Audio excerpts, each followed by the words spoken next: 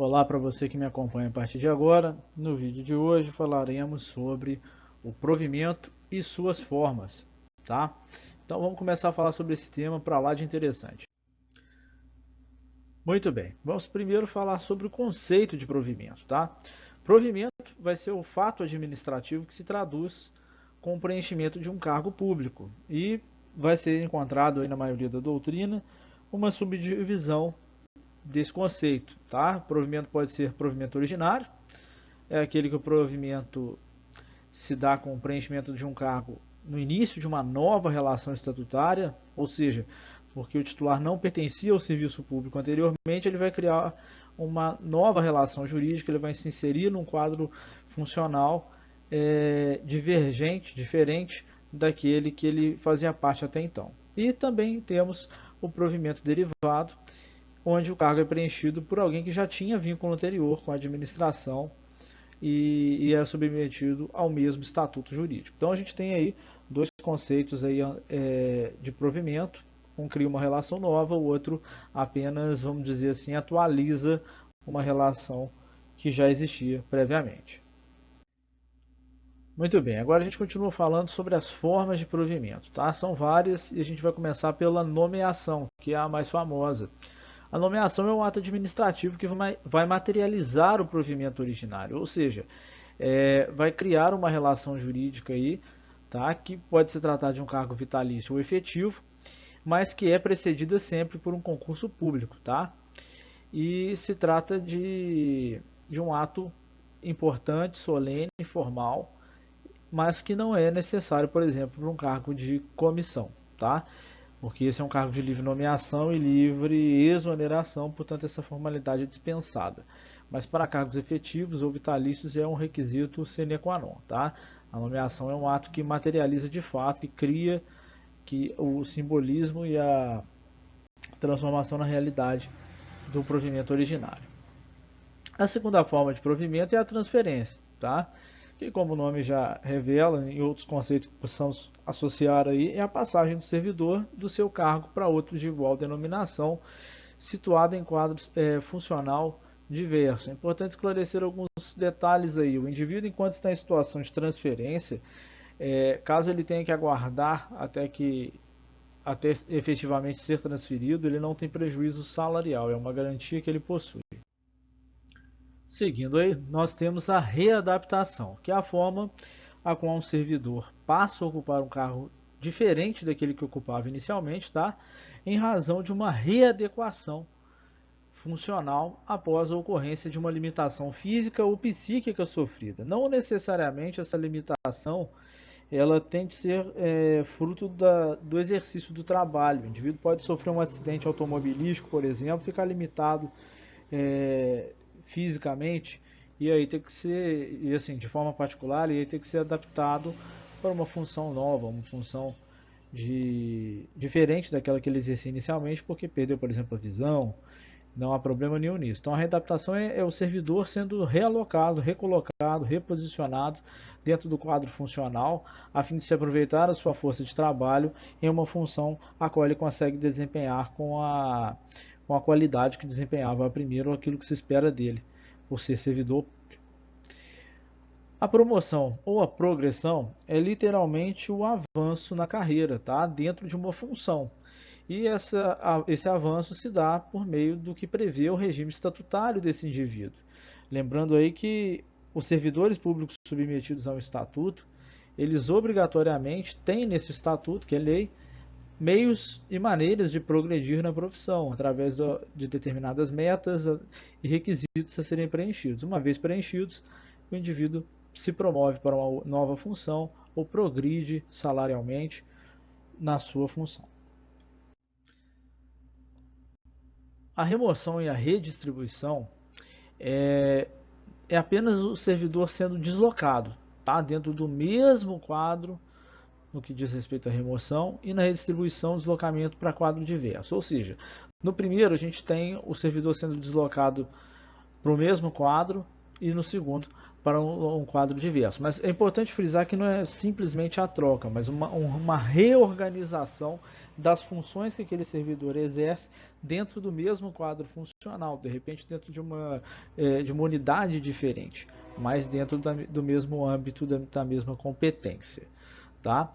A posse, por sua vez, é um ato de investidura pelo qual ficam atribuídos ao servidor as prerrogativas do cargo, ou seja, a partir daquele momento em que ele é empossado, ele pode de fato exercer tudo aquilo que o cargo lhe permite exercer. Por exemplo, vamos imaginar que o indivíduo seja empossado juiz de direito, ele está autorizado a partir daquele momento a emitir sentenças, a decretar prisões, a exercer aquilo que se espera dele enquanto juiz de direito. O exercício do cargo é efetivamente a prática dos atos que são típicos daquela função, que foram atribuídos àquele exercício de função. Tá? Ou seja, o indivíduo foi juiz de direito, vou pegar novamente esse exemplo. Então, a partir do momento que ele foi empossado e pratica algum ato dentro dessa profissão, ele está exercendo, fazendo o exercício desta função. O reingresso, por sua vez, vai ser o retorno do servidor público pela ocorrência de determinado fato jurídico previsto no Estatuto Funcional. Ou seja, imagine que o Estatuto prevê, de alguma maneira, uma situação onde esse cidadão é desligado do serviço público por alguma razão e depois ingressa novamente nele. Essa será a típica situação do reingresso. A reintegração, por sua vez. A reintegração, vale a pena a gente mencionar e ter uma atenção maior com ela, porque ela tem a ver com uma questão judicial. Qual seja, o indivíduo foi, por exemplo, exonerado da função pública e ingressa, após essa remoção, com uma ação judicial tentando reverter os efeitos dessa exoneração. E consegue vencer este processo, e aí tem a sua reintegração ao serviço público, ou seja, é um fato que tem ação duradoura no tempo.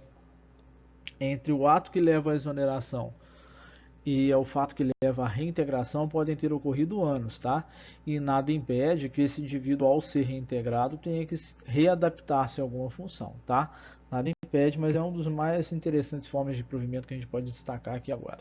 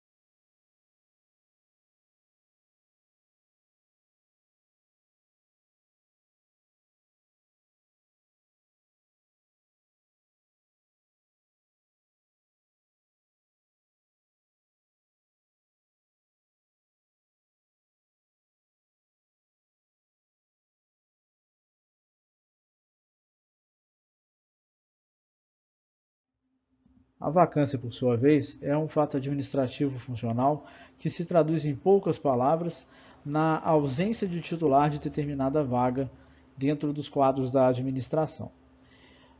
Toda vez que eu falo em vacância, eu posso dizer que eu não tenho um servidor exercendo um determinado cargo. Isso pode acontecer pela destituição desse servidor de um emprego, cargo ou função pública. Para alguns autores, a vacância é sinônimo de demissão ou de exoneração, tá? Ou também uma consequência lógica da promoção e da transferência. Então, vacância sempre é sinônimo de cargos sem titular. Os motivos e os meios que a levam, por sua vez, são diversos, mas estão dentro dos motivos que eu elenquei aqui. Agora a gente muda de tema um pouquinho para poder falar sobre o direito adquirido dos servidores. Vamos lá. Ele é um tema para começo de conversa que gera grande discussão doutrinária, tá? Porque muito se fala se existe de fato um direito adquirido dos servidores públicos, tá? Para o José dos Santos Carvalho Filho, é possível haver o direito adquirido, tá? Se o servidor, e só assim, de boa fé, teve determinada vantagem funcional, sem conhecimento do ato ilegal. Ou seja, se ele de boa fé usufruiu de uma vantagem que na verdade ele não teria direito. Para este autor, portanto, a gente teria aí uma possibilidade em que haveria direito adquirido em razão da boa fé. E a administração não poderia, portanto, excluir este ato, exercer o princípio da autotutela para poder corrigir essa ilegalidade, porque o servidor teria adquirido o direito a ter mantido para si, dentro do seu patrimônio jurídico, a vantagem indevida, porque para ele, até aquele momento, era devida. A gente fala agora da seção de servidores, tá? A seção de servidores, basicamente, vai ser a seção em caráter transitório de um servidor para outro órgão ou pessoa da administração ou de outra administração, com o objetivo de reforçar o quadro daquela administração. A gente pode imaginar, para poder facilitar, da seguinte maneira: imagine que tenhamos que combater, por exemplo, uma epidemia de dengue em um município que fica 15 quilômetros de uma capital. E esse município menor tem poucos agentes para realizarem o trabalho de combate eficaz ao mosquito da dengue. Então ele solicita de forma temporária que sejam cedidos pela capital tanto servidores quanto forem necessários para executar um grande dia de combate a esse mosquito. Portanto, há a cessão transitória de uma administração para outra daqueles servidores, eles exercem esse trabalho, fazem essa função e logo em seguida retornam à sua administração original. Mas a cessão aconteceu, o serviço foi realizado, houve a cooperação, uma integração de atividades administrativas com um determinado fim, que é a melhoria da qualidade de vida daquela população, combatendo de seus males, qual seja o mosquito da dengue. O regime constitucional previsto no artigo 39 traz ainda para nós, além da conceituação e a necessidade da criação de um regime estatutário, de um plano de carreira e sistema remuneratório dos servidores que esteja em sintonia com os conselhos de política, que devem ser instituídos pelos respectivos poderes para criar políticas relacionadas às carreiras e à remuneração dos servidores. Isso é importante porque há uma especificação do trabalho que vai ser realizado por aquele servidor, da remuneração que ele vai oferir a partir disso e uma valorização em mesma medida, porque se entende, se discute cada detalhe daquela profissão e ao mesmo tempo o quanto vai ser remunerado, quem progride e como progride. Outro fato importante a ser mencionado também, ainda referente ao artigo 39, são os direitos trabalhistas atribuídos pela Constituição Federal aos servidores públicos. No artigo 39, parágrafo 3º da Constituição Federal, temos referência ao artigo 7º da Constituição, onde esse artigo trata dos direitos trabalhistas dos servidores da iniciativa privada, mas que aqui são abraçados pelos servidores públicos. São eles: um salário mínimo para aqueles servidores que recebem remuneração variável, direito a 13º, adicional noturno, salário família, 44 horas semanais de jornada de trabalho, adicional de horas extras, férias remuneradas, licença maternidade e também licença paternidade, direito à higiene e segurança no ambiente do trabalho e proibição de discriminação ou tratamento vexatório, além de outros. Mas o importante aqui é mencionar que trouxe o legislador constitucional uma equiparação aqui, tanto do particular quanto do servidor público, de direitos que são irrenunciáveis, como se pode perceber. Da mesma forma que são irrenunciáveis os direitos trabalhistas da iniciativa privada, o servidor também não pode abrir mão dessas garantias trabalhistas no exercício de sua função. A estabilidade. A estabilidade ela vai ser aplicada aos servidores ocupantes de cargos efetivos, como já tivemos a oportunidade de mencionar em outro vídeo. Os requisitos para isso, por sua vez, são concurso público, a nomeação para cargo público efetivo e 3 anos de exercício dessa função e que essa função tenha sido avaliada de forma positiva também por meio de uma comissão instituída com esse objetivo. A estabilidade, por sua vez, ela é perdida quando tem uma decisão transitada em julgado que define que aquele indivíduo não tem mais capacidade para exercer aquela função pública por algum ato incompatível com a função pública, ou teve uma queda sensível na avaliação de seu desempenho que não está ligada a uma doença, por exemplo. Por fim, é importante mencionar o regime de previdência dos servidores públicos. Esse é um tema muito debatido. Temos o artigo 39, que já disciplina que deveria ser criado um regime estatutário, e esse regime estatutário, por sua vez, prevê um regime próprio de previdência, mas na ausência de um regime próprio peculiar, é permitido que os servidores públicos utilizem o regime próprio da previdência social e, dessa forma, sejam disciplinados pelas regras lá contidas. Dito tudo isso, eu deixo os links aqui na descrição para que você possa saber mais sobre esse assunto. Não esqueça de curtir e compartilhar este vídeo e inscreva-se no canal para mais vídeos como este. Um abraço e até o próximo.